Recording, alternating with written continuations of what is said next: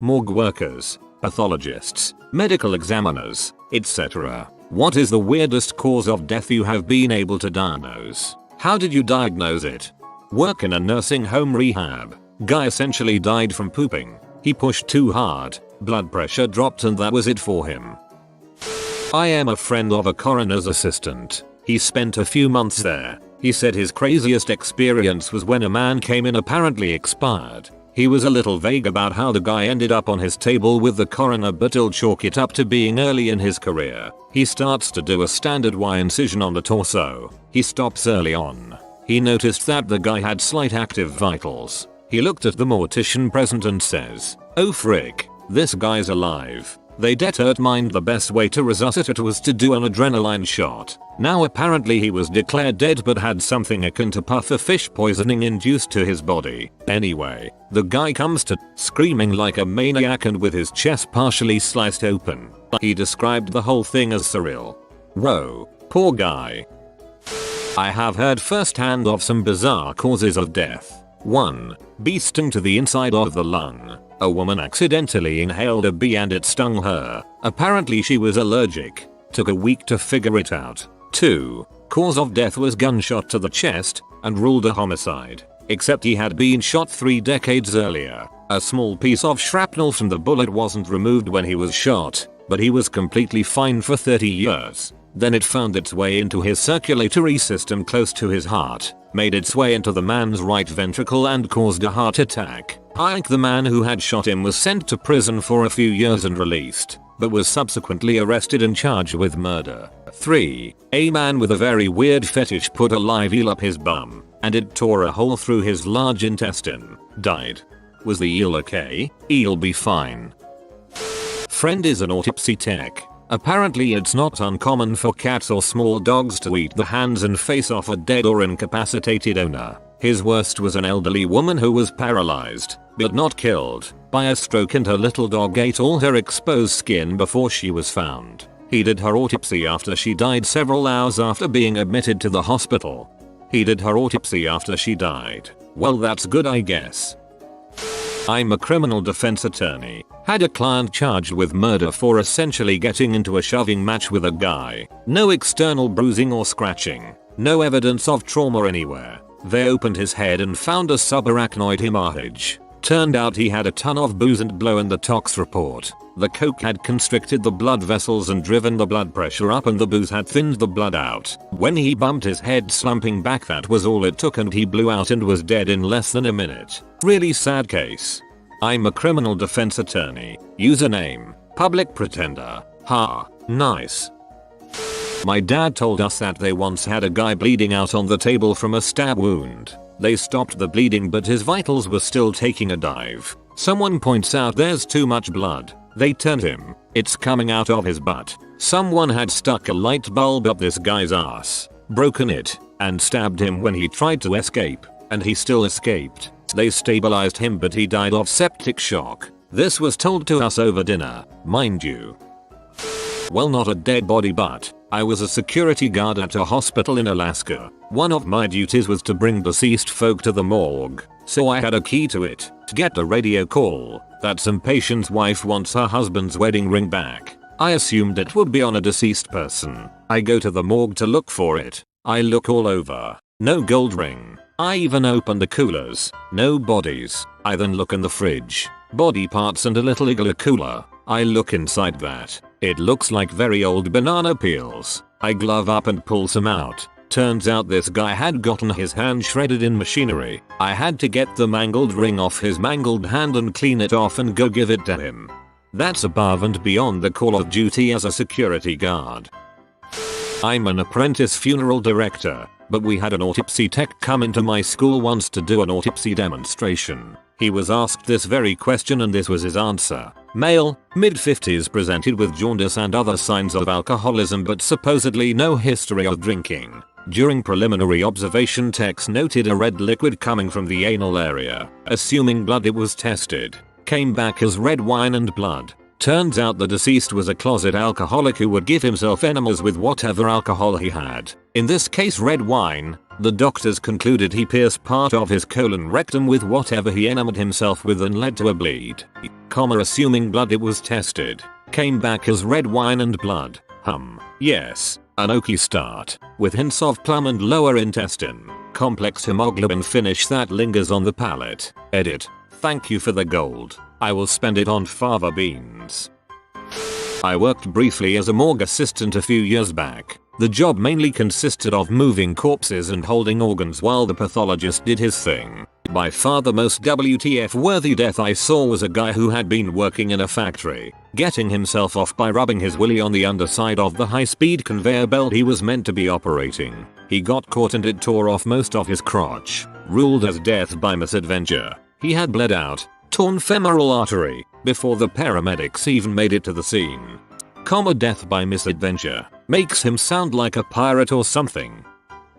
I've seen quite a bit. Working at the OCME has been a summer job that morphed into a side job while I'm in school. Two most unusual calls I've been on. 1. A man went to hang himself, and when he jumped off of his apartment balcony he left so much slack that it took his head off. His head was on one lady's balcony and his body was on the ground. When we were there, we couldn't find the head, so we had to knock on a couple doors where the rope was hanging to in order to find it. 2. A man was sitting on the railroad tracks at a railroad crossing to commit suicide by train, where is very messy and annoying to have to pick up, mind you. But a drunk driver was trying to catch air over the tracks and killed the guy, but threw his body off of the tracks before the train came a couple of minutes later.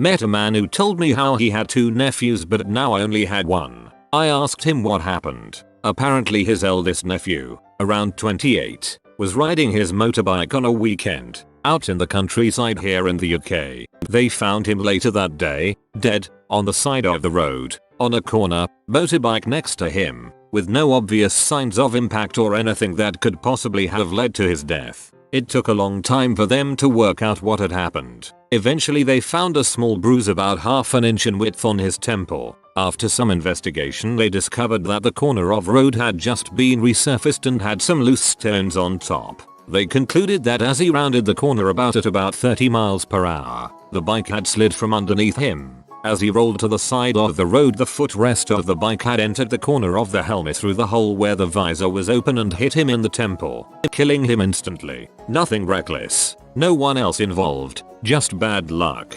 Sometimes that's all you need. I'm a nurse and this 80-year-old man had anal fissures and was admitted to the ICU because he shoved an entire frozen D-cell sized mag light up his ass and perforated his bowel. He went to surgery to have it removed and later died from septic shock. The mag light however survived. Those mag lights are awesome. Edit. For their durability. Brother and sister. 5. 7. Playing hide and seek in a hopper chest. Wow, after reading this I realized I could have been killed by one when I was around that age. Luckily my friend saved my life. We were playing hide and seek and I was literally taking stuff out to hide in it and he stopped me when he was passing through the room to find a spot. Whoa. Just wow. Worked at a funeral home for a few years. First ever house call I took was to pick up a guy who died at home. Heard from his son that he hadn't been to the doctors in 20 years. We take him to the medical examiner and discover he had a hernia on his scrotum causing it to be the size of a football. Not sure how he lived with that thing, but he was wearing jeans and a jock strap to keep that thing in. His toenails looked like dragon toenails as he obviously couldn't bend over to clip them. You know it's fricked up when the medical examiner calls another medical examiner on duty to say, hey dude, come check this out. My grandfather did some work as a doctor in Indonesia. He told us stories of people who'd had pathogens living in them and eating them from the inside out, some in really grotesque ways. Some people had fungus on them that basically sucked their lives away. Please don't refer to my wife as a fungus. The short of it, man died from endometrial cancer. Man had a transplant prior. Woman who gave transplant had metastatic cancer that had spread to said organ unknowingly. Man survived transplant but cancer cells from the transplanted organ populated and he ending up dying from her cancer. That is incredibly shitty luck. So my cousin and his best bud from med school wound up at the same hospital. His friend became a mortician and my cousin is a proctologist. One morning my cousin gets a call from a patient he had an appointment with later that day. Patient asks secretary if he could come in early. His issue was getting far worse. When asked what was wrong, he refused to explain and demanded to speak with my cousin. Now, my cousin has terrific bedside manners, the best I have ever seen. He makes it a point to speak with his patients whenever they need to. So he gets on the phone with this guy and the guy starts pleading with him. So my cousin had an opening and told patients to come in during that time. So patient comes in and is sitting in the exam room. My cousin walks into the room and asks him what's wrong. Patient proceeds to strip fully nude, get on all fours and stick his ass out at my cousin. While on top of the exam table, the guy began to explain how his butthole keeps leaking crap and it hurts really bad. Except my cousin apparently immediately saw that it wasn't leaking crap at all. The guy was leaking half of his goddamn intestines. Like, half a foot of intestine was just protruding from this guy's anus, and would throb and pulsate with every breath that patient took. At this point I wish I could say my cousin got the guy the help he needed. But before my cousin could do anything, the guy just screamed, "Just yank this goddamn crap out of me, man. Get IT out," as he reached behind himself and yanked his goddamn intestines so hard that his butthole erupted with a fountain of blood, coating the nurse and my cousin. That was apparently the most inhuman scream that Steven, my cousin, had ever heard that day. The guy was in so much pain after yanking his intestines out that he passed out and fell off of the exam table, smashed his head on the corner of a chair, and died instantly. So cue Steven's best friend, the mortician, does an autopsy. Cause of death was pretty straightforward all things considered, but apparently his friend found an unraveled slinky string throughout patient's digestive tract. Like, the guy took a slinky and ate it while straightening the metal out. All in all, makes me shake in anxiety just thinking about the whole thing. Here's Bob Ross holding a baby raccoon to brighten your day. If you enjoyed the video, subscribe and comment. I upload new Reddit videos every day. Until then, check another one. Or don't. Either way, have a great day you magnificent people.